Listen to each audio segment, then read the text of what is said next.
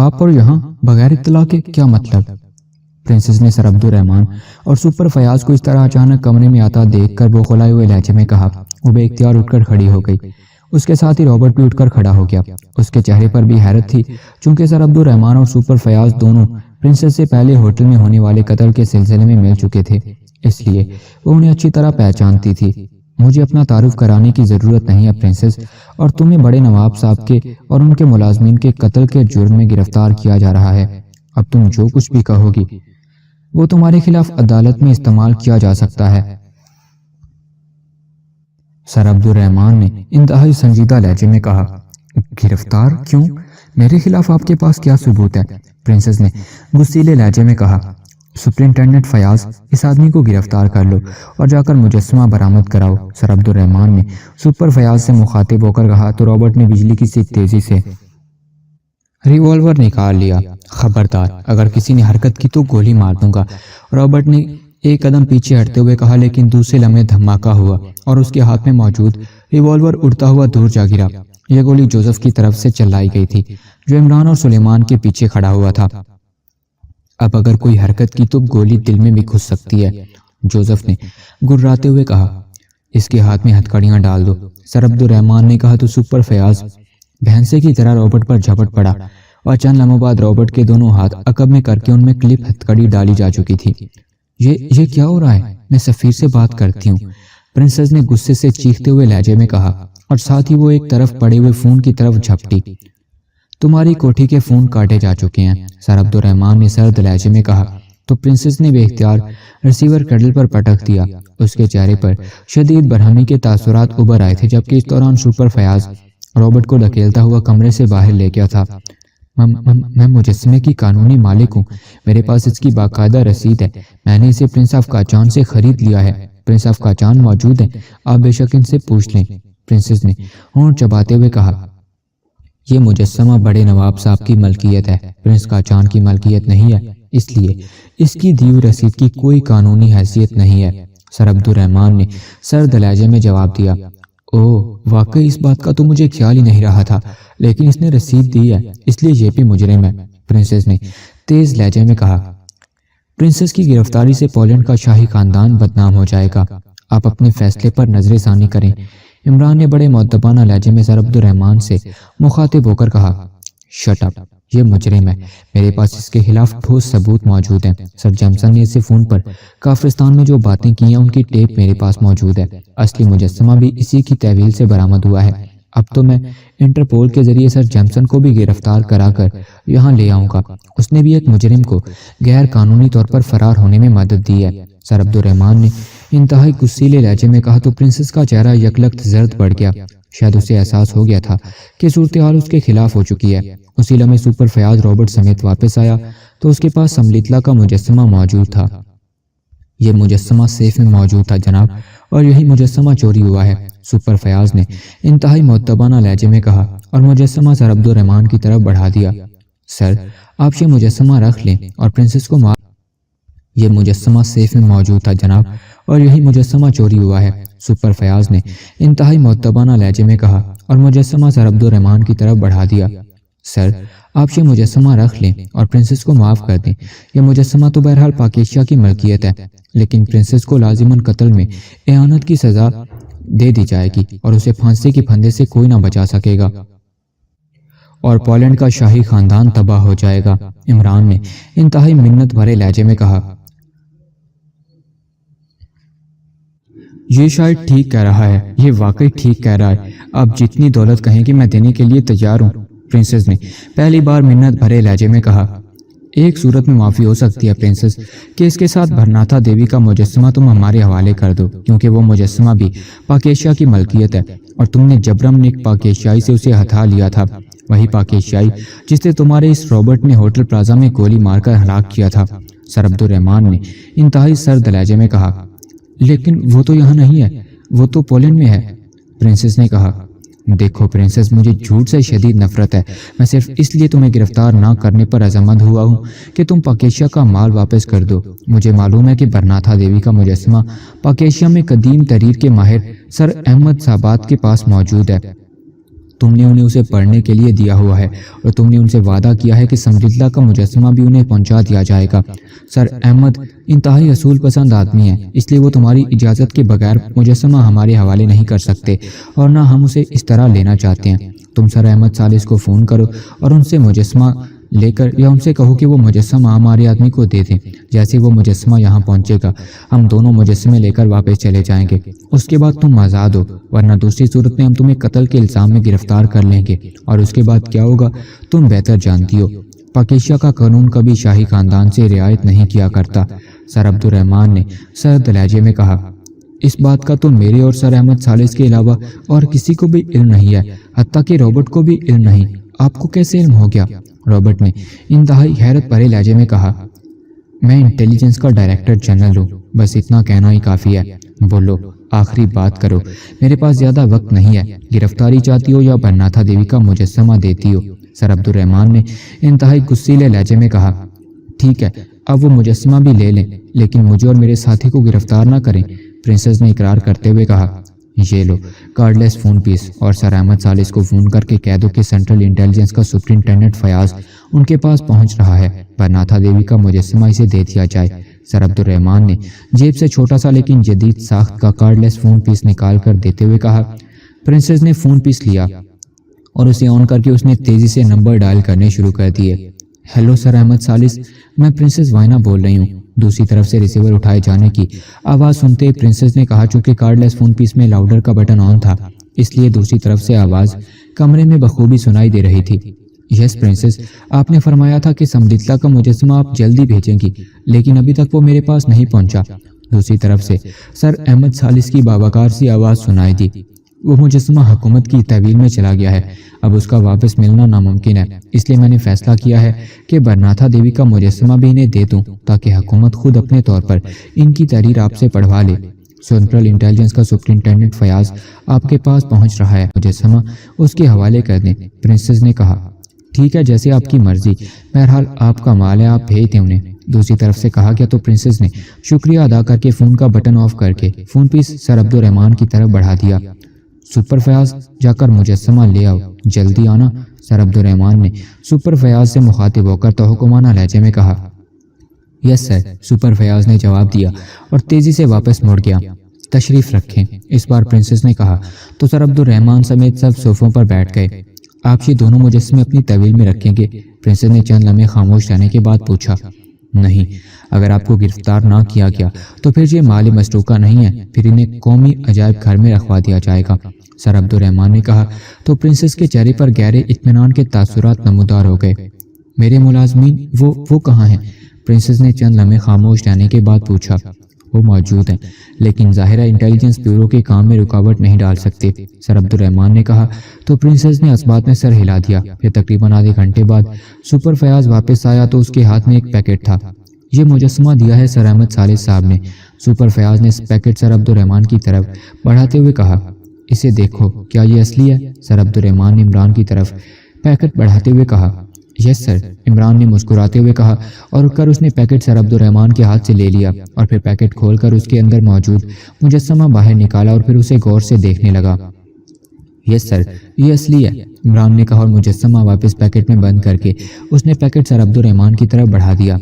Okay princess, اب آپ تحریر لکھیں کہ آپ نے برناتھا دیوی کا مجسمہ اپنی خوشی اور رضامندی سے حکومت پاکیشا کو تحفے میں دیا ہے تاکہ اسے قومی عجائب گھر میں رکھا جا سکے، سر عبد الرحمن نے کہا۔ ٹھیک ہے، میں لکھ دیتی ہوں، جب مجسمہ یہ آپ کو دے دیا ہے تو اب رسید لکھنے میں کیا حرج ہے، پرنسس نے ایک طویل سانس لیتے ہوئے کہا اور کرسی سے اٹھنے لگی۔ آپ تشریف رکھیں، آپ بتائیں کہ آپ کا خصوصی پیڈ کہاں ہے، میرا آدمی لے آئے گا، سر عبد الرحمن نے کہا۔ وہ رابرٹ کو معلوم ہے۔ رابرٹ کہاں ہے؟ پرنسس نے چونک کر کہا۔ وہ باہر ہمارے آدمیوں کی تحویل میں ہے، سپر فیاض نے جواب دیا۔ اس سے پہلے یہاں لے آؤ اور پھر پرنسس کے سامنے اسے رہا کر دو، سر عبد الرحمن نے کہا۔ یس سر، سپر فیاض نے کہا اور تیزی سے مڑ کر دروازے سے باہر نکل گیا۔ تھوڑی دیر بعد وہ واپس آیا تو اس کے ساتھ رابرٹ بھی تھا جس کے ہاتھ مجرموں کی طرح پشت پر بندھے ہوئے تھے۔ سنو رابرٹ، تم نے مجھ پر ریوالور نکال کر ناقابل معافی جرم کیا ہے، لیکن چونکہ پرنسس سے ہماری بات ہو چکی ہے اس لیے تمہیں رہا کیا جا رہا ہے، ورنہ تمہاری باقی ساری عمر جیل کی کوٹھری میں گزر جاتی۔ سپرنٹینڈنٹ فیاض، اسے رہا کر دو، سر عبد الرحمن نے انتہائی سنجیدہ لہجے میں کہا۔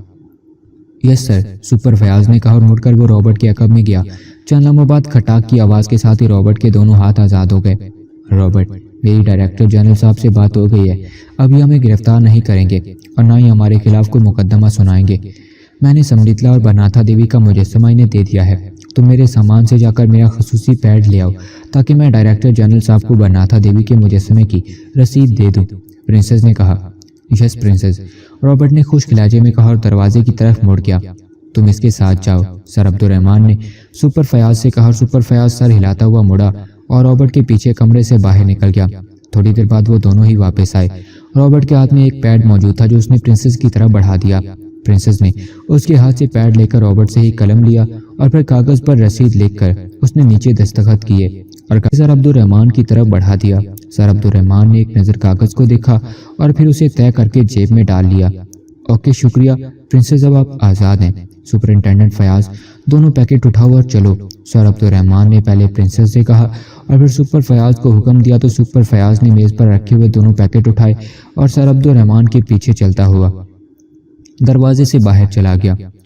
آپ نے بہت عقل مندی سے کام لیا ہے پرنسس، اپنی جانیں بچا لی ہیں، ورنہ سر عبد الرحمن بڑے سخت آدمی ہیں۔ بہرحال اب تک میرے پیٹ میں دوڑنے والے چوہے سینکڑوں کلومیٹر کی ریس مکمل کر چکے ہیں، اس لیے اب آپ ہمیں کھانا کھلائیں، عمران نے کہا۔ سوری، میرا موڈ ٹھیک نہیں ہے، آپ جا سکتے ہیں، پرنسس نے یکلخت کرسی سے اٹھتے ہوئے تلخ لہجے میں کہا اور اس کے ساتھ ہی وہ تیزی سے قدم اٹھاتی دروازے کی طرف بڑھ گئی۔ چلیے پرنس آف کاچان، اب تو اپنے کاچان میں کھانا ملے گا، یہاں سے تو صاف جواب مل گیا ہے، عمران نے پرنس کاچان سے مخاطب ہو کر کہا۔ کاچان میں تو آج کل موسم سرما اپنے پورے عروج پر ہے، چولہے ٹھنڈے پڑے ہوں گے، سلیمان نے کرسی سے اٹھتے ہوئے منہ بنا کر کہا۔ موسم بدلتے دیر نہیں لگتی پرنس، عمران نے کہا تو سلیمان سر ہلاتا ہوا دروازے کی طرف بڑھ گیا۔ تھوڑی دیر بعد ان کی کار واپس رانا ہاؤس کی طرف بڑھتی چلی جا رہی تھی۔ ان کے پیچھے جوزف اور جوانا کی جیپ تھی۔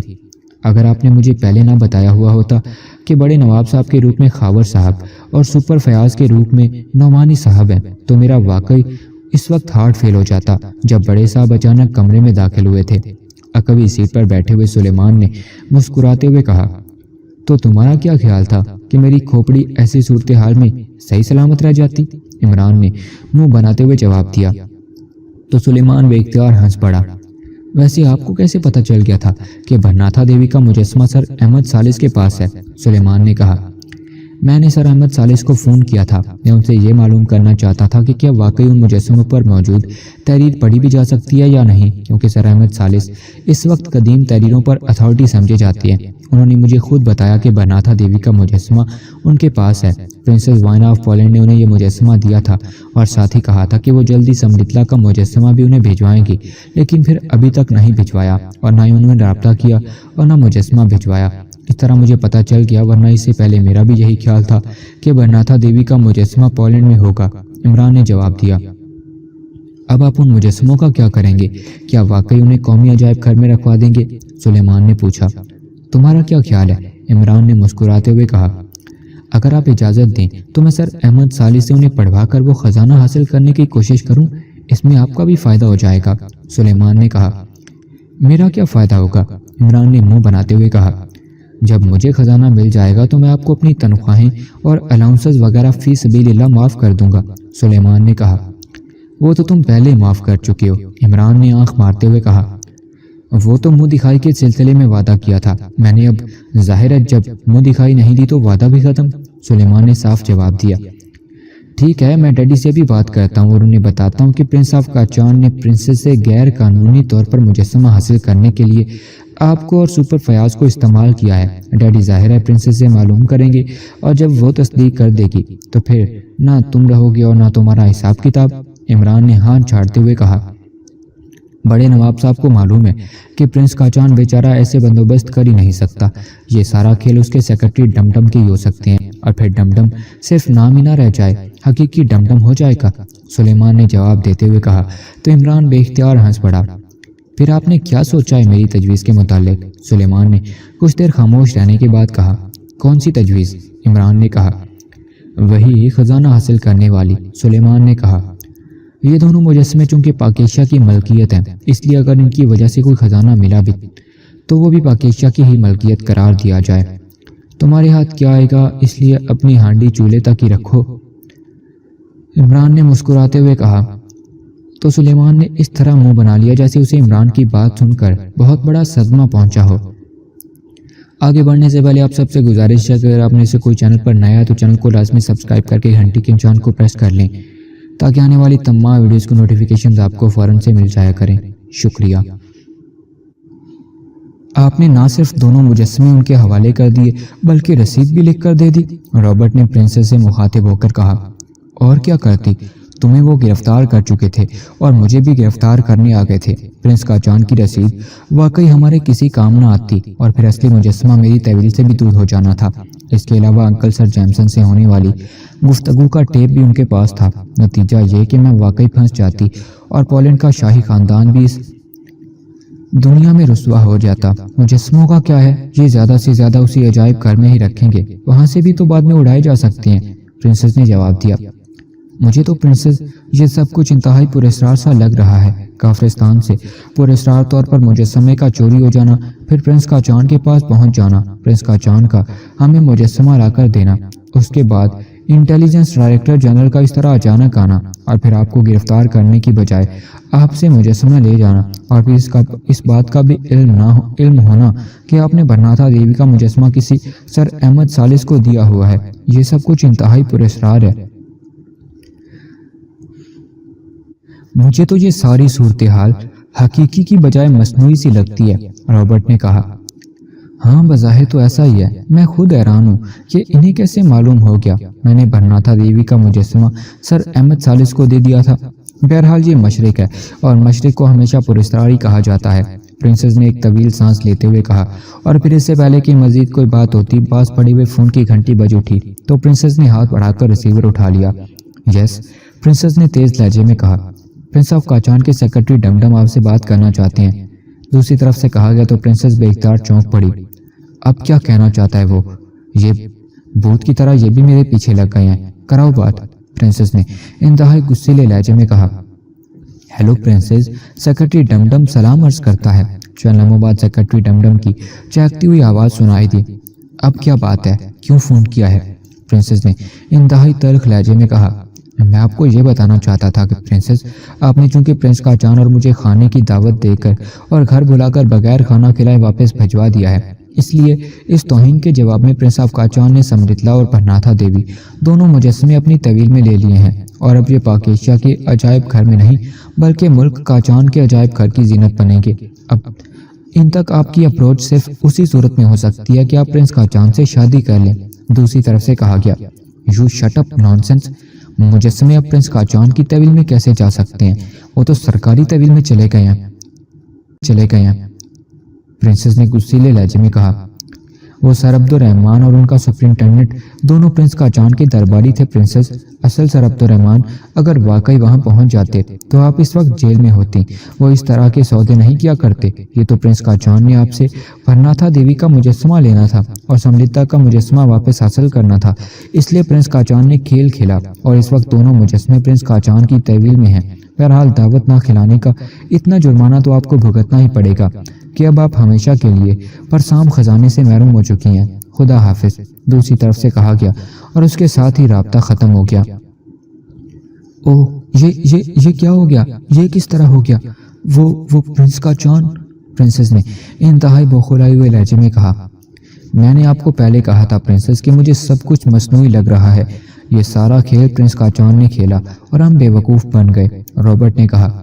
میں پرنس کاچان کی بوٹیاں اڑا دوں گی، میں ابھی بات کرتی ہوں سفیر صاحب سے، پرنسس نے غصیلے لہجے میں جلدی سے کریڈل کو پریس کرنا شروع کر دیا۔ یس پرنسس، دوسری طرف سے پوچھا گیا۔ سفیر صاحب سے بات کراؤ میری ابھی اور اسی وقت، پرنسس نے انتہائی غصیلے لہجے میں کہا اور ریسیور رکھ دیا۔ اس کا چہرہ بری طرح بگڑا ہوا تھا۔ یہ سراسر دھوکہ اور فراڈ ہے، میں نے تمہیں سرکاری آدمی سمجھ کر ڈیل کیا، وہ تو، پرنسس نے غصیلے لہجے میں کہا، اور اسی لمحے ٹیلی فون کی گھنٹی بج اٹھی تو پرنسس نے ہاتھ بڑھا کر ریسیور اٹھا لیا۔ یس، پرنسس نے انتہائی غصیلے لہجے میں کہا۔ سفیر صاحب سے بات کیجیے پرنسس، دوسری طرف سے مؤدبانہ لہجے میں کہا گیا۔ ہیلو پرنسس، میں سفیر سوکارس بول رہا ہوں، دوسری طرف سے سفیر صاحب کی انتہائی مؤدبانہ آواز سنائی دی۔ مسٹر سوکارس، پرنس کاچان کون ہے اور یہاں پاکستان میں اس کی کیا حیثیت ہے اور یہ کہاں رہتا ہے؟ پرنسس نے چیختے ہوئے لہجے میں کہا۔ پرنس کاچان؟ پرنس کاچان تو کوئی ملک یا ریاست نہیں ہے، اس کا پرنس کیا مطلب؟ میں سمجھا نہیں ہوں پرنسس۔ سفیر صاحب کی انتہائی حیرت بھری آواز سنائی دی۔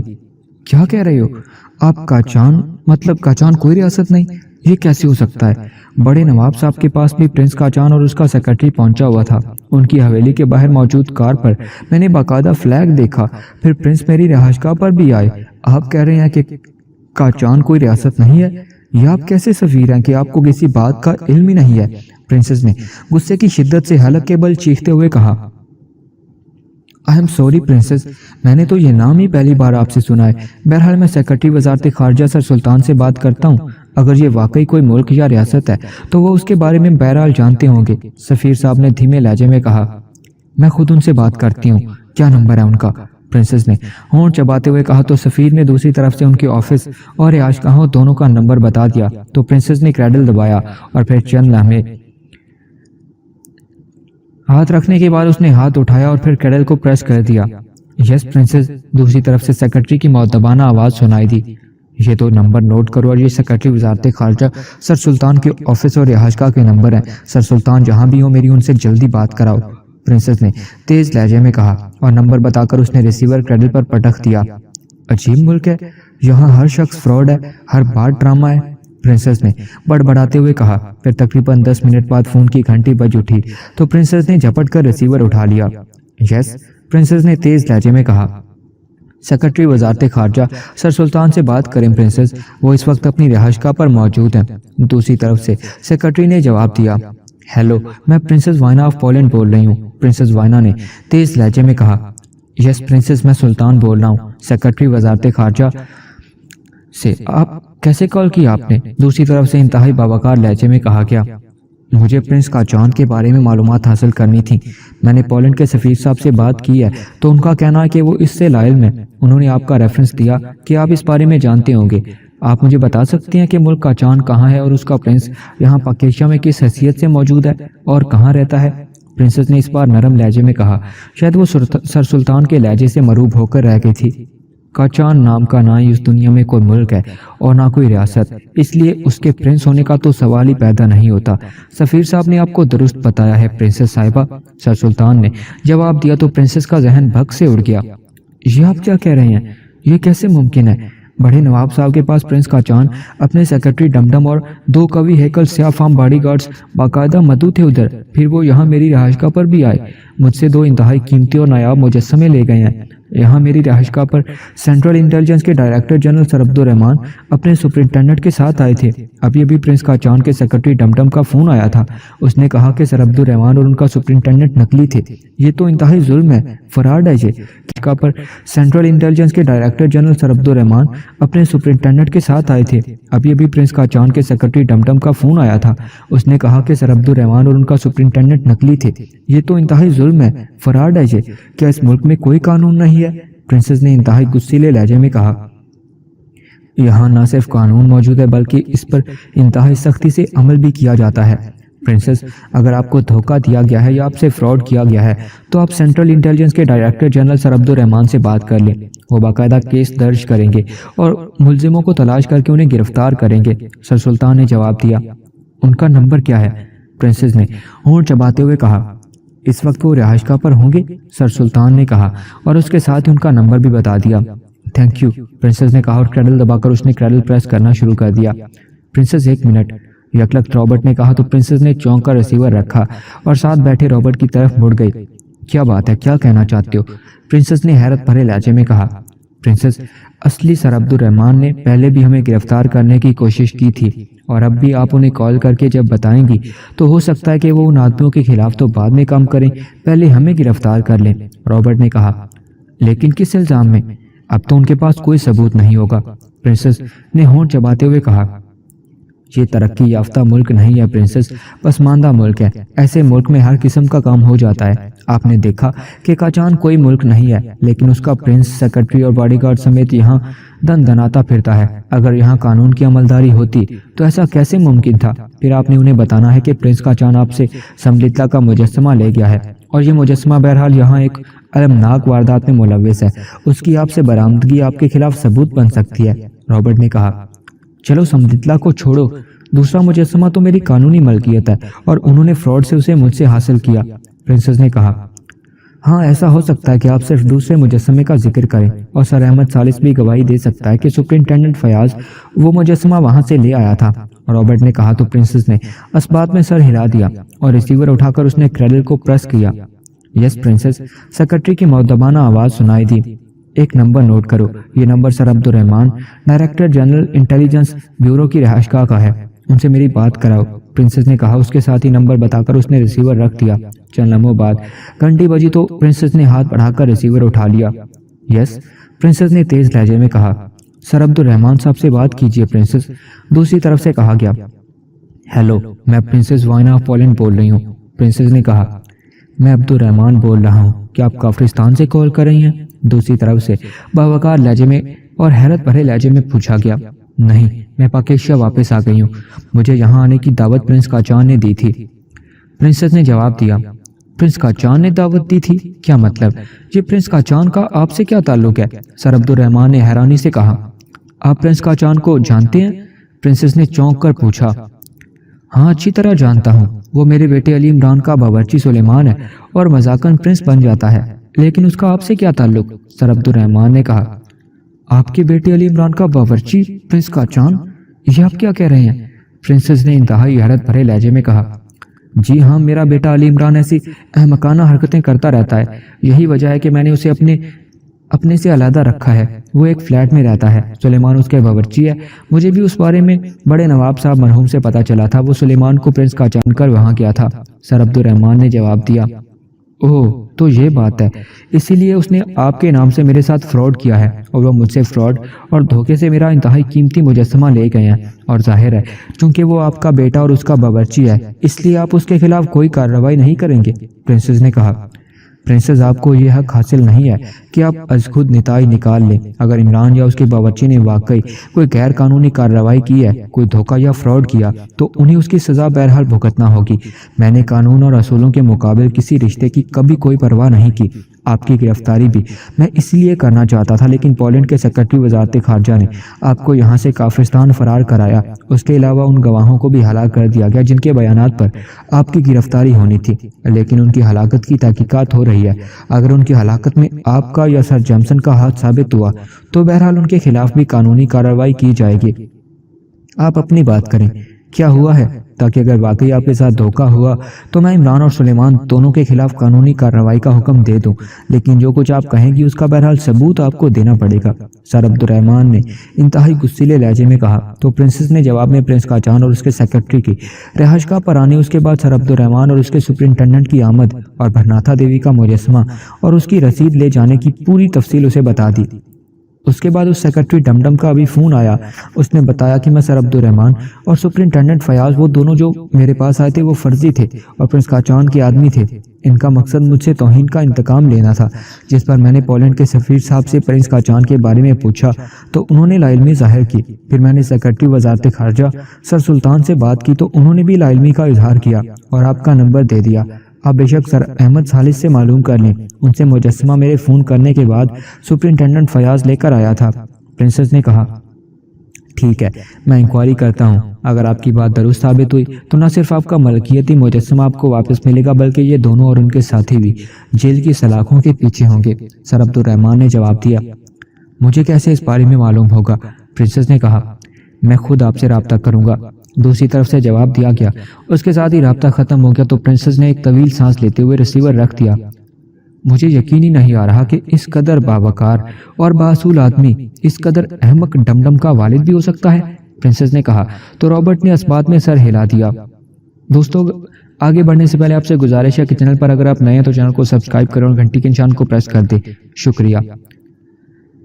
سر عبد الرحمان کے چہرے پر بے پناہ غصہ تھا، وہ کسی بکھرے ہوئے شیر کی طرح اپنی کوٹھی کے پورچ کے ساتھ برآمدے میں مسلسل ٹہل رہے تھے۔ انہیں سپرنٹینڈنٹ فیاض کا انتظار تھا جسے انہوں نے ماں سپاہیوں کے فوری طور پر طلب کیا تھا تاکہ عمران اور سلیمان دونوں کو گرفتار کیا جا سکے۔ کیا بات ہے، یہ آپ یہاں کیوں ٹہل رہے ہیں؟ مجھے ملازم نے بتایا کہ آپ غصے میں ہیں، کیا ہوا ہے؟ عمران کی اماں بی نے برآمدے میں آ کر حیرت بھرے لہجے میں سر عبدالرحمن سے مخاطب ہو کر کہا، مجھے تم پر بھی غصہ آ رہا ہے اور تمہارے اس لاڈلے عمران پر بھی۔ تمہارے لاڈ پیار نے اسے آج اس نوبت تک پہنچا دیا ہے کہ وہ بیروپیہ بن کر لوگوں سے فراڈ کرتا پھر رہا ہے۔ مجھے فیاض کا انتظار ہے تاکہ میں اس کے فلیٹ پر جا کر اسے گرفتار کر کے جیل بھجوا دوں۔ سر عبدالرحمن نے انتہائی جلال بھرے لہجے میں کہا، یہ کیا کہہ رہے ہیں آپ؟ یہ کیسے ممکن ہے کہ عمران فراڈ کرے؟ اس کی رگوں میں آپ کا خون دوڑ رہا ہے، وہ شریف ماں باپ کا بیٹا ہے، وہ کیسے فراڈ کر سکتا ہے؟ آپ کو کسی نے غلط بتایا ہوگا ہے، وہ کیسے فراڈ کر سکتا ہے؟ آپ کو کسی نے غلط بتایا ہوگا۔ اماں بی نے کہا، تم پھر اس کی حمایت کر رہی ہو؟ کیا میں احمق ہوں، نادان ہوں کہ کوئی مجھے بہکائے گا اور میں بہک جاؤں گا؟ میں نے پوری انکوائری کی ہے اور وہ ملزم ثابت ہوتا ہے، وہ بھی اور اس کا باورچی سلیمان بھی۔ سر عبدالرحمن نے پہلے سے بھی زیادہ غصیلے لہجے میں کہا۔ انہیں واقعی بے پناہ غصہ آیا ہوا تھا، ورنہ وہ عام طور پر اپنی بیگم کے سامنے اس طرح کا رد عمل ظاہر نہیں کیا کرتے تھے۔ آخر ہوا کیا؟ کچھ مجھے بھی تو پتہ چلے، عمران کی اماں بی نے قدرے سہمے ہوئے لہجے میں کہا۔ وہ ویسے تو اپنے غصے کا اظہار کرتی رہتی تھی، لیکن جب سر عبدالرحمن کو اس انداز میں غصہ آتا تھا تو ان پر وہ اپنے غصے کا اظہار نہیں کرتی تھی۔ یہ سرکاری معاملات ہیں، تم اندر جاؤ بس، سر عبدالرحمن نے کہا۔ میں عمران اور سلیمان کو یہاں بلا لیتی ہوں، آپ میرے سامنے ان سے بات کریں۔ اگر وہ واقعی ملزم ہیں تو آپ انہیں بالکل گرفتار کر سکتے ہیں، بلکہ گولی مار دیں انہیں، لیکن میں بھی معلوم کرنا چاہتی ہوں کہ آخر عمران کا خون کیوں سفید ہو گیا ہے، عمران کی اماں بھی نے کہا، اور تیزی سے واپس کوٹھی کی اندرونی طرف کو مڑ گئیں۔ وہ فرار ہو جائے گا، مت کرو اسے فون، سر عبدالرحمن نے کہا، لیکن عمران کی اماں بھی نے سنی انسنی کر دی۔ اسی لمحے فیاض کی جیپ کوٹھی میں داخل ہوئی، اس کے پیچھے مسلح سپاہیوں کی جیپ تھی۔ سپرنٹینڈنٹ فیاض نے باقاعدہ یونیفارم پہن رکھی تھی۔ جیپ روک کر سپرنٹینڈنٹ فیاض تیزی سے نیچے اترا اور اس نے آگے بڑھ کر سر عبدالرحمن کو سیلوٹ کیا۔ اتنی دیر کیوں لگا دی؟ سر عبدالرحمن نے انتہائی غصیلے لہجے میں کہا۔ سر جیپ راستے میں خراب ہو گئی تھی، فیاض نے سہمے ہوئے لہجے میں کہا۔ جیپ خراب ہو گئی تھی؟ کیوں؟ سر عبدالرحمن نے چونک کر پوچھا۔ سر اس کے پیٹرول پائپ میں ہوا کا ببل آ گیا تھا۔ ہو جاتا ہے کبھی کبھی سر، سپر فیاض نے جواب دیتے ہوئے کہا۔ جا کر اندر بیگم صاحبہ سے معلوم کرو کہ انہوں نے عمران کو بلانے کے لیے فون کیا یا نہیں، ایسا نہ ہو کہ ہم وہاں پہنچے اور وہ یہاں آ جائے، سر عبدالرحمن نے کہا۔ لیکن اس سے پہلے کہ فیاض کوئی رد عمل ظاہر کرتا، ایک ملازم اندر سے باہر آ گیا۔ بڑی بیگم صاحبہ کہہ رہی ہیں جناب کہ عمران اور سلیمان جہاں آ رہے ہیں، انہوں نے انہیں فون کر کے بلوایا ہے، ملازم نے سر عبدالرحمن کے سامنے رک کر مؤدبانہ لہجے میں کہا۔ ٹھیک ہے فیاض، اور سپاہیوں کو ڈرائنگ روم میں پہنچاؤ، میں اپنے کمرے میں جا رہا ہوں، جب یہ دونوں آ جائیں تو مجھے اطلاع دے دینا، سر عبدالرحمن نے ملازم سے کہا، اور تیز تیز قدم اٹھاتے اندرونی طرف کو بڑھ گئے۔ اپنے دفتر میں پہنچ کر انہوں نے ٹیلی فون کا ریسیور اٹھایا اور تیزی سے نمبر ڈائل کرنے شروع کر دیے۔ جی صاحب، ایک مؤدبانہ سی آواز سنائی دی۔ عبدالرحمن بول رہا ہوں، سر سلطان سے بات کراؤ، سر عبدالرحمن نے باوقار سے لہجے میں کہا۔ انہوں نے سر سلطان کی رہائش گاہ پر فون کیا تھا۔ جی صاحب ہولڈ کریں صاحب، دوسری طرف سے پہلے سے بھی زیادہ مؤدبانہ لہجے میں کہا گیا۔ ہیلو، سلطان بول رہا ہوں، اسلام آباد، سر سلطان کی آواز سنائی دی۔ سلطان، میں عبدالرحمن بول رہا ہوں، میں نے تمہیں اس لیے فون کیا کہ میں نے ایک انتہائی ضروری مسئلے پر سیکرٹ سروس کے چیف ایکس 2 سے بات کرنی ہے، تم ان کا نمبر مجھے بتا دو، سر عبدالرحمن نے کہا۔ سوری عبدالرحمن، یہ ملکی راز ہے، اس لیے نہیں بتایا جا سکتا، البتہ میں چیف کو فون کر کے کہہ دیتا ہوں، وہ تم سے بات کر لیتے ہیں۔ تم کوٹھی سے ہی بول رہے ہو نا؟ سر سلطان نے بے تکلفانہ لہجے میں کہا۔ ہاں ٹھیک ہے، انہیں کہہ دو کہ وہ مجھ سے فوری طور پر بات کریں، سر عبدالرحمن نے ہونٹ چباتے ہوئے کہا۔ ہوا کیا ہے، کچھ مجھے بھی تو بتاؤ، سر سلطان نے کہا تو سر عبدالرحمن نے پرنسس وائنا کے فون آنے پر اور عمران اور سلیمان کے وہاں سے مجسمہ لے آنے اور وہاں نقلی سر عبدالرحمن اور سپرنٹینڈنٹ فیاض کو لے جانے کے بارے میں ساری تفصیل بتا دی۔ پھر تم نے یقیناً انکوائری تو کی ہوگی، سر سلطان نے کہا، کی تصدیق کی ہے کہ ان سے سپرنٹینڈنٹ فیاض نام کا آدمی مجسمہ لے گیا ہے، اور یہ ثبوت کافی ہے۔ میں چیف ایکس 2 سے اس لیے بات کرنا چاہتا ہوں کہ ان کے نوٹس میں پہلے یہ بات لے آؤں کہ میں ان دونوں کو گرفتار کر رہا ہوں، کیونکہ وہ اس عمران کی حمایت کرتے ہیں اور انہوں نے اس احمد کو اپنا نمائندہ خصوصی بنا کر اسے بگاڑ رکھا ہے، لیکن اس بار ان کی بھی میں کوئی بات نہیں سنوں گا، سر عبدالرحمن نے کہا۔ اور اگر یہ ساری کارروائی عمران نے چیف ایکس 2 کے حکم پر کی ہو تو پھر کیا ہوگا، سر سلطان نے کہا تو سر عبدالرحمن بے اختیار چونک پڑے۔ چیف کو کیا ضرورت ہے اس طرح فراڈ کرانے اور دھوکے سے پرنسس سے مجسمہ حاصل کرنے کی؟ یہ سب اس عمران کی حرکت ہے اور اسے اس حرکت کی سزا بہرحال بھگتنا ہی پڑے گی۔ سر عبد الرحمن نے انتہائی غصیلے لہجے میں کہا۔ عمران سے تم نے بات کی ہے؟ سر سلطان نے پوچھا۔ مجھے کیا ضرورت ہے اس سے بات کرنے کی؟ جب وہ گرفتار ہو جائے گا پھر اس کا بیان ضابطے کے مطابق لکھا جائے گا۔ قانون قانون ہے، سر عبد الرحمن نے کہا۔ پہلے اس سے بات کر لو، ایسا نہ ہو کہ تمہیں اپنے ماتحتوں کے سامنے شرمندگی اٹھانی پڑے۔ وہ غلط کام کرنے والا شخص نہیں ہے، سر سلطان نے کہا۔ یہی باتیں کر کر کے تو اسے بگاڑا کیا ہے، اور اب وہ اس حد تک بگڑ چکا ہے کہ اس نوبت تک پہنچ گیا ہے۔ میں اس سے کوئی بات کرنے کے لیے تیار نہیں ہوں۔ میں تو سپرنٹینڈنٹ فیاض اور سپاہیوں کو لے کر اس کے فلیٹ، اس کی اور سلیمان کی گرفتاری کے لیے جا رہا تھا کہ تمہاری بھابھی نے اسے فون کر کے یہاں بلوا لیا ہے۔ اسے بھی تمہاری طرح یقین نہیں آ رہا کہ اس کا بیٹا ملزم ہو سکتا ہے۔ ماؤں کے بے جا لاڈ پیار سے بھی اولاد بگڑ جاتی ہے اور بعد میں مائیں بیٹھ کر سر پکڑ پکڑ کر روتی ہیں، سر عبد الرحمن نے کہا۔ میں خود تمہاری کوٹھی پر آ رہا ہوں، میرے آنے تک تم نے کوئی کارروائی نہیں کرنی۔ اگر ضرورت پڑی تو میں وہیں سے تمہاری بات چیف ایکس2 سے کرا دوں گا۔ پہلے میں اس عمران کی بات تو سن لوں کہ وہ کیا کہتا ہے، سر سلطان نے کہا۔ ٹھیک ہے، تم بھی آ جاؤ، لیکن یہ بات تم بھی سن لو کہ اگر وہ ملزم ہوا تو میں تمہاری سفارش بھی نہیں مانوں گا، سر عبد الرحمن نے کہا۔ میں غلط کام کی سفارش کرنے کا قائل ہی نہیں ہوں، چاہے وہ کوئی بھی ہو۔ میں آتا ہوں، سر سلطان نے کہا تو سر عبد الرحمن نے اوکے کہہ کر ریسیور رکھ دیا۔ دوستو، آپ سے ایک بار پھر گزارش ہے کہ آپ میں سے اگر کوئی نیو ہے تو چینل کو لازمی سبسکرائب کر لیں، شکریہ۔ آپ کو کیا ضرورت تھی پرنسس کو یہ بتانے کی کہ سر عبد الرحمن اور سپر فیاض فرضی تھے؟ سلیمان نے عمران سے مخاطب ہو کر کہا۔ وہ دونوں اس وقت فلیٹ کے سٹنگ روم میں موجود تھے۔ کیوں نہ بتاتا، اسے بھی تو معلوم ہو کہ اس نے پرنس قاچان کی توہین کر کے کیا نتیجہ بھگتا ہے۔ اب بیٹھی سر پکڑ کر رو رہی ہوگی، عمران نے غصیلے لہجے میں کہا۔ لیکن اگر یہ بات بڑے صاحب تک پہنچ گئی تو پھر ظاہر ہے پرنسس خاموش تو نہیں رہے گی، سلیمان نے اس بات میں سر ہلاتے ہوئے کہا۔ پہنچ جائے پرنس قاچان یا اس کا سیکرٹری کسی سے ڈرتا ہے؟ ہوں، وہ کیا کر لیں گے پرنس قاچان کا، عمران نے منہ بناتے ہوئے کہا۔ آپ کا تو شاید کچھ نہ کر سکیں، لیکن مجھے بہرحال وہ قبر میں اتار دیں گے۔ آپ کو بڑی بیگم صاحبہ بھی بچا سکتی ہیں، لیکن میری حفاظت کون کرے گا، سلیمان نے انتہائی خوفزدہ سے لہجے میں کہا۔ تم فکر مت کرو، جس کا کوئی نہیں ہوتا اس کا اللہ ہوتا ہے، اور اللہ تعالیٰ جو چاہتا ہے وہی ہوتا ہے، عمران نے اسے حوصلہ دیتے ہوئے کہا۔ آپ برائے مہربانی یہ مجسمہ اس پرنسس کو واپس کر دیں یا مجھے دیں، میں اسے واپس کر آتا ہوں، سلیمان نے کہا۔ ظاہر ہے اسے معلوم تھا کہ جب بڑے صاحب کو معلوم ہوا کہ ان کے نام پر فراڈ ہوا ہے تو وہ نہ جانے کیا کچھ نہ کر دیں۔ وہ مجسمہ تو دانش منزل پہنچ گیا ہے اور اب وہاں سے نہیں نکل سکتا، عمران نے منہ بناتے ہوئے کہا۔ تو پھر آپ طاہر صاحب کو کہہ دیں کہ وہ بڑے نواب صاحب کو یعنی بڑے صاحب کو فون کر کے کہہ دیں کہ یہ ساری کارروائی ایکس2 کے حکم پر کی گئی ہے، سلیمان نے کہا۔ وہ جھوٹ بولنے پر کیسے رضامند ہوگا؟ نہیں جناب آغا سلیمان پاشا، ایسا نہیں ہوگا۔ جو کچھ ہم نے کیا ہے اسے ہمیں ہی بھگتنا ہوگا۔ ویسے تم فکر مت کرو، کچھ نہیں ہوگا، عمران نے مسکراتے ہوئے جواب دیا، اور سلیمان ہونٹ بھیجے واپس مڑا اور سٹنگ روم سے نکل گیا۔ اس کے چہرے پر پریشانی کے تاثرات نمایاں تھے۔ عمران مسکرا دیا، اسے معلوم تھا کہ سلیمان کیوں پریشان ہو رہا ہے۔ اس نے فون کا ریسیور اٹھایا اور تیزی سے نمبر ڈائل کرنے شروع کر دیے۔ رانا ہاؤس، دوسری طرف سے جوزف کی آواز سنائی دی۔ عمران بول رہا ہوں، میرے فون کرنے اور پرنسس کو سر عبد الرحمن اور سپر فیاض کی اصلیت بتانے کے بعد کیا کارروائی ہوئی ہے، عمران نے کہا۔ پرنسس نے پہلے اپنے ملک کے سفیر کو کال کیا، اس سے پرنس قاچان کے بارے میں پوچھا۔ اس نے لاعلمی کا اظہار کیا تو پرنسس اس پر بے حد ناراض ہوئی۔ سفیر صاحب نے سر سلطان کا ریفرنس کے دے دیا۔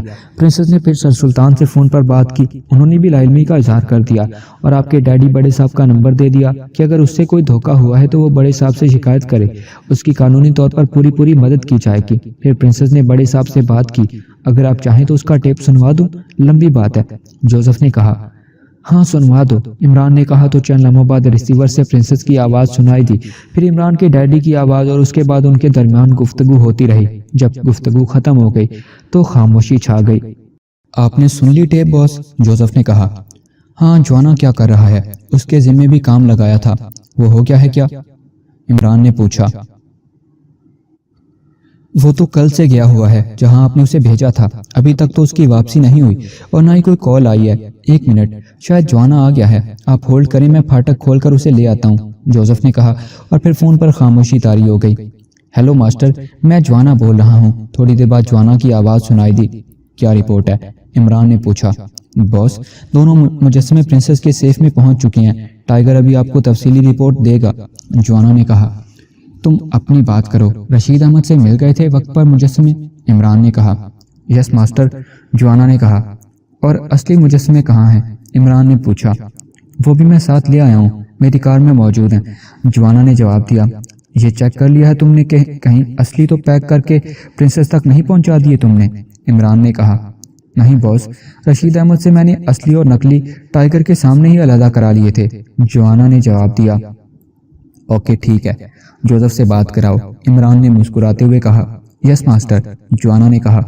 हेलो बॉस, मैं जोसेफ बोल रहा हूँ। चंद लम्हों बाद जोसेफ की आवाज़ सुनाई दी।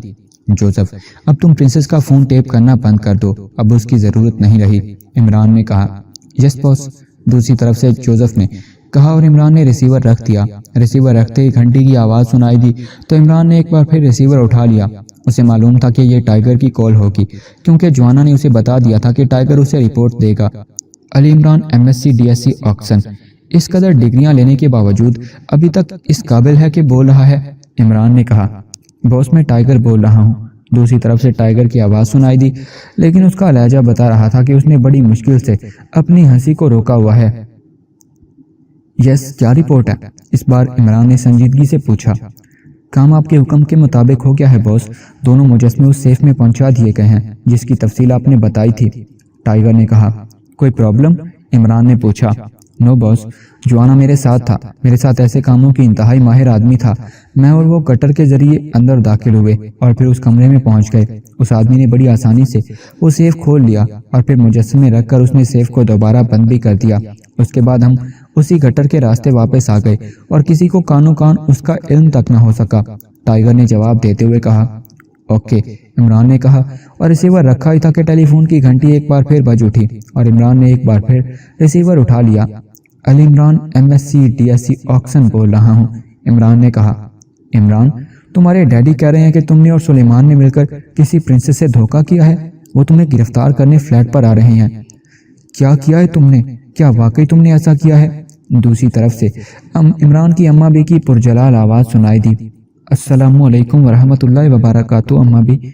और ये कैसे हो सकता है कि जिसकी आप जैसी नेक माँ और डैडी जैसा शरीफ बाप हो, वो कोई गलत काम करे? डैडी को गलत फहमी हुई है अम्मा बी, इमरान ने मुस्कुराते हुए कहा।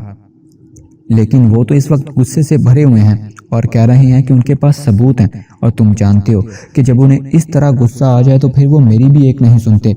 मैंने उन्हें कहा है कि मैं तुम्हें कोठी बुलवा लेती हूँ ताकि जो बात हो मेरे सामने हो, तुम सुलेमान के साथ आ जाओ और अपने डैडी की तसल्ली करा दो। और अगर सबूत हैं और तुम जानते हो कि जब उन्हें इस तरह गुस्सा आ जाए तो फिर वो मेरी भी एक नहीं सुनते।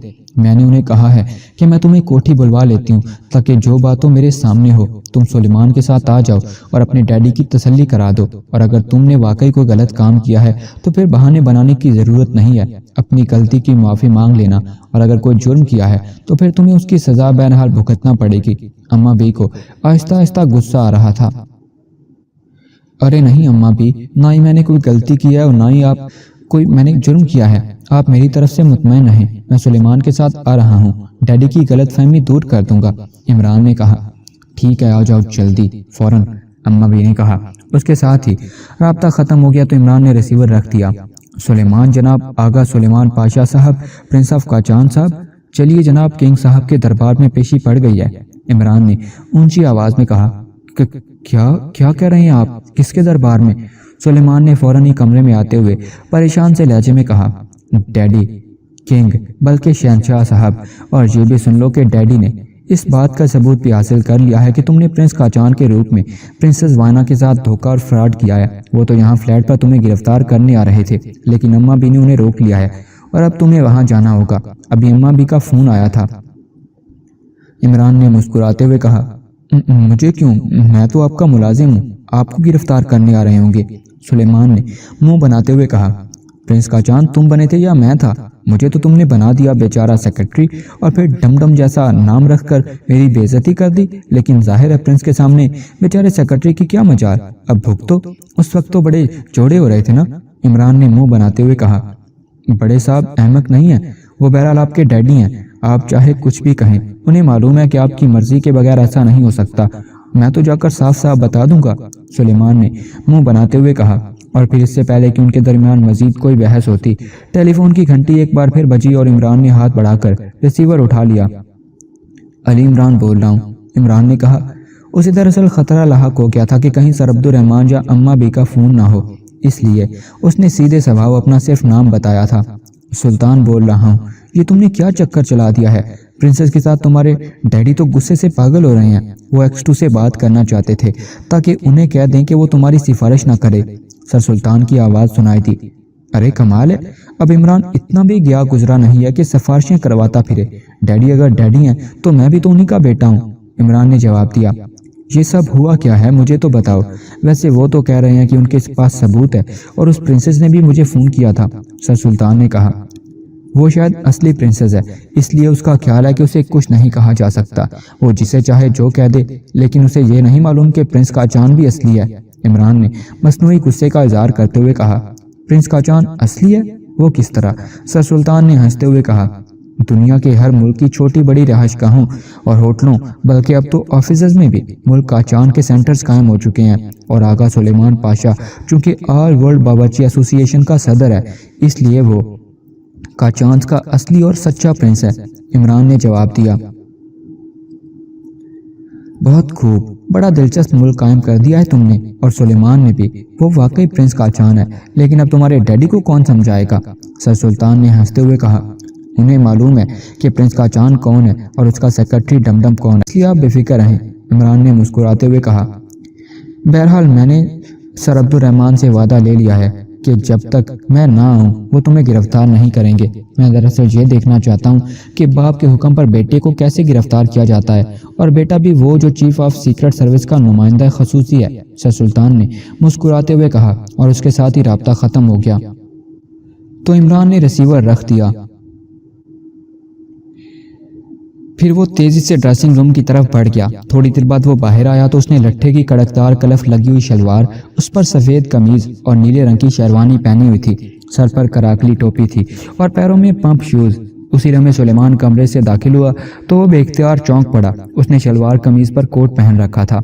آپ تو دلہا بن کر جا رہے ہیں مقتل میں، سلیمان نے حیران ہوتے ہوئے کہا۔ یہ لباس اماں بھی کا پسندیدہ لباس ہے، اور اماں بھی ہی وہاں ہماری آخری پناہ گاہ ثابت ہو سکتی ہیں۔ آؤ، عمران نے مسکراتے ہوئے کہا، اور تیزی سے بیرونی دروازے کی طرف بڑھ گیا۔ یا اللہ، تو دلوں کا حال جانتا ہے، تو اس ظالم کے ظلم سے بچانے والا ہے۔ اے میرے مولا، اے میرے مالک، آج ڈیڈی کے عذاب سے بچانا ہمیں، عمران نے اللہ تعالیٰ کے سامنے ہاتھ جوڑتے ہوئے کہا۔ میں تو بے قصور ہوں، میں نے تو جو کچھ بھی کیا آپ کے کہنے پر کیا، اس لیے جو کچھ ہے میں تو وہ سچ سچ بتا دوں گا، آگے جو میری قسمت ہوگا وہی ہو کر رہے گا، سلیمان نے منہ بنا کر کہا۔ ٹھیک ہے پھر بھگتو، عمران نے کہا تو سلیمان نے اس بات میں سر ہلا دیا۔ پھر وہ کار لے کر نکل گئے۔ تھوڑی دیر بعد ان کی کار کوٹھی میں داخل ہوئی تو عمران نے سر سلطان کی ذاتی کار بھی پورش میں کھڑی ہوئی دیکھی تو وہ بے اختیار مسکرا دیا۔ اس نے کار روکی اور نیچے اتر آیا۔ سلیمان بھی کار سے نیچے اترا۔ اسی لمحے ایک ملازم دوڑتا ہوا ان کے قریب پہنچا۔ چھوٹے صاحب، بڑی بیگم صاحبہ کا حکم ہے کہ پہلے آپ ان سے مل لیں، انہوں نے مجھے یہاں اسی لیے کھڑا کیا تھا، آئیے میرے ساتھ، ملازم نے بڑے پراسرار لہجے میں کہا تو عمران بے اختیار مسکرا دیا۔ دیکھا پرنس بننے کا نتیجہ، اب اپنے گھر میں بھی ہمیں چوروں کی طرح چھپ کر جانا پڑ رہا ہے، عمران نے مسکراتے ہوئے سلیمان سے کہا۔ یہ سب کچھ آپ کی وجہ سے ہوا ہے۔ کیا ضرورت تھی اس پرنسس کو سب کچھ فون پر بتانے کی، سلیمان نے منہ بناتے ہوئے کہا تو عمران بے اختیار ہنس پڑا۔ تھوڑی دیر بعد وہ ایک کمرے میں پہنچے تو وہاں اماں بھی موجود تھیں۔ وہ عمران اور سلیمان کو اندر داخل ہوتے دیکھ کر ایک جھٹکے سے اٹھ کھڑی ہوئیں۔ السلام علیکم ورحمۃ اللہ وبرکاتہ اماں بھی، عمران نے بڑے مؤدبانہ انداز میں سلام کرتے ہوئے کہا۔ وعلیکم السلام، کہ تم دونوں نے کیا چکر چلا دیا ہے؟ مجھے بتاؤ کہ تمہارے ڈیڈی جو کچھ کہہ رہے ہیں وہ سچ ہے یا نہیں؟ کیا کیا ہے تم نے؟ اماں بھی نے انتہائی غصیلے لہجے میں کہا۔ اماں بھی، ڈیڈی تو خواہ دوسروں کی باتوں پر یقین کر لیتے ہیں، یہ کیسے ہو سکتا ہے کہ آپ کا بیٹا کوئی غلط حرکت کرے؟ یہ پرنسس خود چھوٹی ہے، جھوٹی ہے، اس کا جھوٹ پکڑنے کے لیے ہم نے بس ایک معمولی سا ڈرامہ کیا تھا اور بس، عمران نے انتہائی معصوم سے لہجے میں کہا۔ لیکن تمہارے ڈیڈی کہہ رہے ہیں کہ ان کے پاس ثبوت موجود ہے، اماں بھی نے کہا۔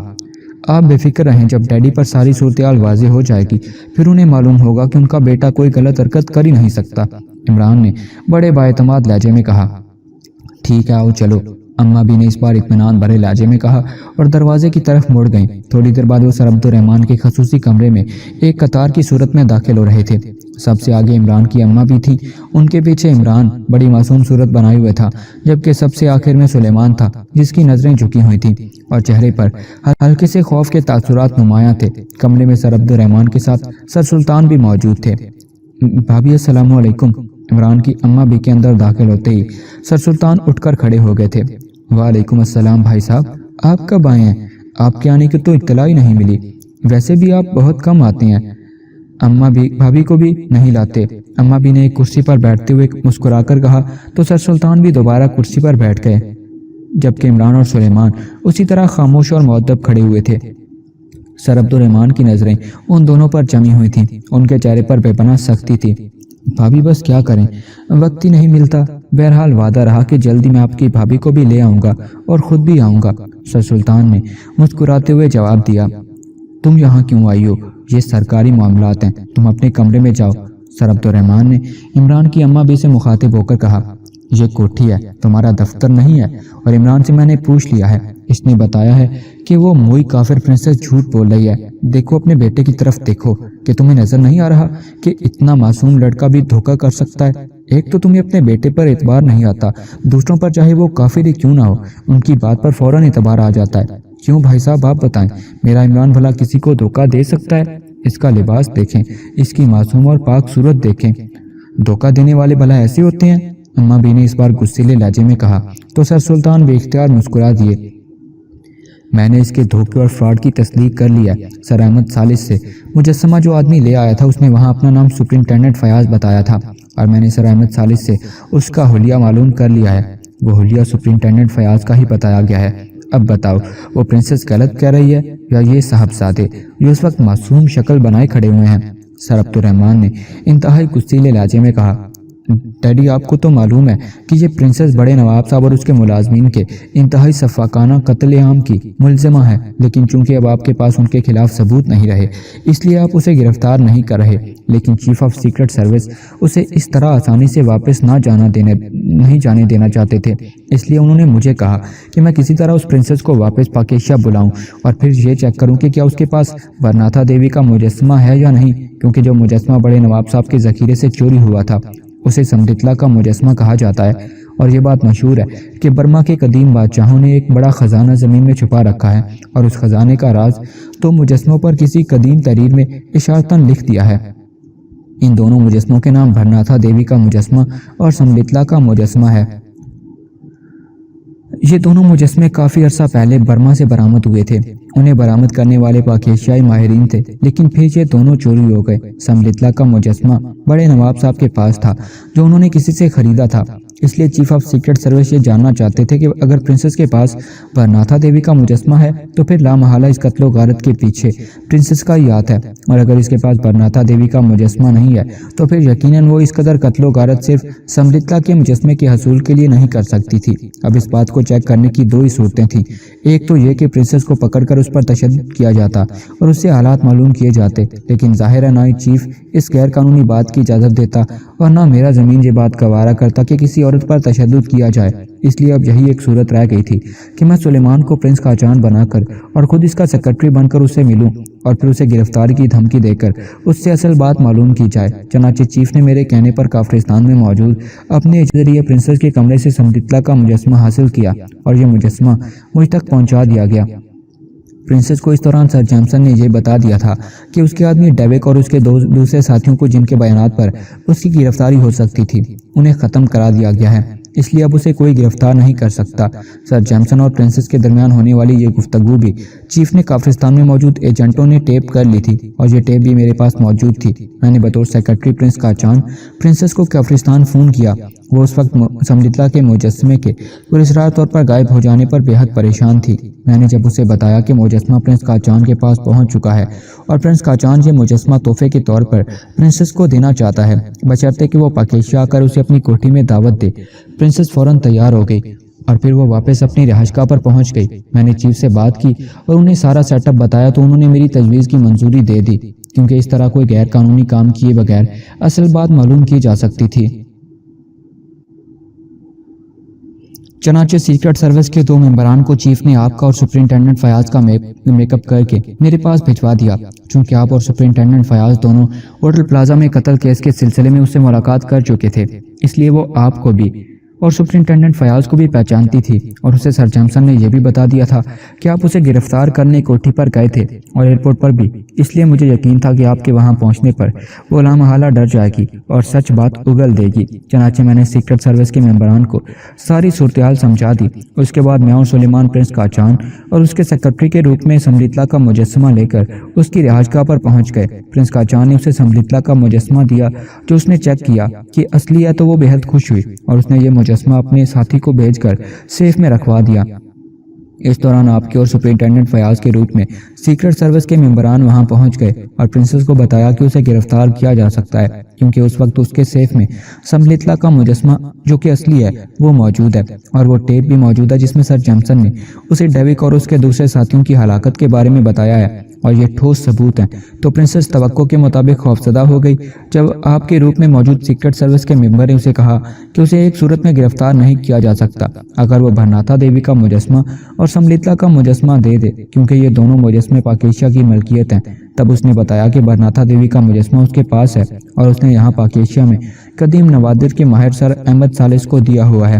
چنانچہ پرنسس سے سر احمد ثالث کو فون کرایا گیا اور سپرنٹینڈنٹ فیاض کے میک اپ میں سیکرٹ سروس کے ممبر کو سر احمد ثالث کے پاس بھیجا گیا تاکہ وہ مجسمہ لے آئے۔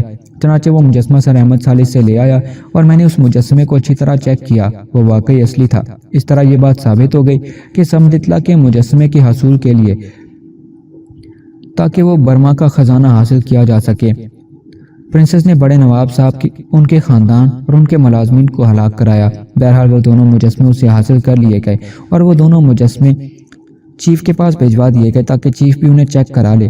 چیف نے انہیں چیک کرایا اور ان کی بھی تسلی ہو گئی کہ یہ واقعی اصلی ہیں، تو انہوں نے دونوں مجسمے میرے پاس بھجوا دیے کہ انہیں واپس پرنسس تک پہنچا دیا جائے تاکہ اسے گرفتار کرنے کی صورت پیدا ہو سکے۔ میں نے پرنسس کو فون کیا اور اسے بتایا کہ اسے مجسمہ لے جانے والے سر عبدالرحمن اور سپرنٹینڈنٹ فیاض دونوں پرنس قاچان کے آدمی تھے، اور اب اگر وہ مجسمہ واپس لینا چاہتی ہے تو اسے پرنس قاچان اور اس کے سیکرٹری کو دعوت کھلانی پڑے گی، کیونکہ اس روز جب سیکرٹ سروس کے ممبران آپ کے اور سپرنٹینڈنٹ فیاض کے روپ میں دونوں مجسمے لے گئے تو پرنسس نے غصے میں آ کر ہمیں دعوت کھلانے کی انکار کر دیا اور ہم دونوں کی توہین کرتے ہوئے ہمیں فوراً چلے جانے کا کہہ دیا۔ میرا خیال تھا کہ وہ دونوں مجسمے دوبارہ حاصل کرنے کے لیے ہماری منتیں کرے گی، لیکن اس نے پولینڈ کے سفیر کو فون کر دیا، پھر اس نے سر سلطان کو فون کیا اور پھر آپ کو فون کیا۔ اس کا مقصد تھا کہ اس طرح فرضی آدمی ظاہر ہونے پر آپ مجھے اور سلیمان کو گرفتار کر لیں گے اور اسے دونوں مجسمے واپس مل جائیں گے۔ بس یہ ہے اصل بات، اب آپ کی مرضی، آپ جو چاہیں کریں۔ عمران نے پوری تفصیل بتاتے ہوئے کہا۔ تو اب وہ دونوں مجسمے تمہارے پاس ہیں؟ سر عبدالرحمن نے ہونٹ چباتے ہوئے کہا۔ جب اماں بھی نے فون کر کے مجھے بتایا کہ آپ مجھے گرفتار کرنا چاہتے ہیں تو میں نے دونوں مجسمے چیف کو بھجوا دیے اور انہیں ساری بات بتا دی، تو چیف نے کہا کہ وہ تو آپ کے لیے یہ سب کچھ کر رہے تھے تاکہ آپ پرنسس کو گرفتار کر سکیں، کیونکہ کیس آپ کے محکمے کے پاس ہے۔ اگر آپ ایسا نہیں چاہتے تو ٹھیک ہے، اور انہوں نے کہا کہ وہ دونوں مجسمے اپنے آدمیوں کے ذریعے واپس پرنسس کے سیف تک پہنچا دیں گے، اور انہوں نے پہنچا بھی دیے ہوں گے۔ عمران نے منہ بناتے ہوئے جواب دیا۔ وہ ٹیپ کہاں ہے جس میں پرنسس نے سر جیمسن سے گفتگو کی تھی؟ سر عبدالرحمن نے کہا۔ وہ چیف کے پاس ہے، عمران نے معصوم سے لہجے میں جواب دیتے ہوئے کہا۔ تو پھر اب پرنسس کو کیسے گرفتار کیا جا سکتا ہے؟ اب تو تمام ثبوت ختم ہو گئے، اب صرف ان دونوں مجسموں کی بنیاد پر تو اسے گرفتار نہیں کیا جا سکتا، سر عبدالرحمن نے ہونٹ چباتے ہوئے کہا۔ کیوں نہیں کیا جا سکتا؟ سمبلتلا کا مجسمہ تو اس ساری واردات کی اصل بنیاد ہے اور وہ اس پرنسس کے پاس ہے، سر سلطان نے کہا۔ لیکن پہلے تو تم مجھے اس کی گرفتاری سے روک رہے تھے کہ اس طرح پاکیشیا کا نقصان ہوتا ہے، اب خود کہہ رہے ہو کہ اسے گرفتار کر لیں، سر عبدالرحمن نے کہا۔ دوستو، آپ سے گزارش ہے اگر آپ چینل پر نئے ہیں تو چینل کو سبسکرائب کریں اور گھنٹی کے نشان کو پریس کریں تاکہ آنے والی تمام ویڈیوز کی نوٹیفیکیشنز آپ کو فوراً سے مل جایا کریں۔ شکریہ۔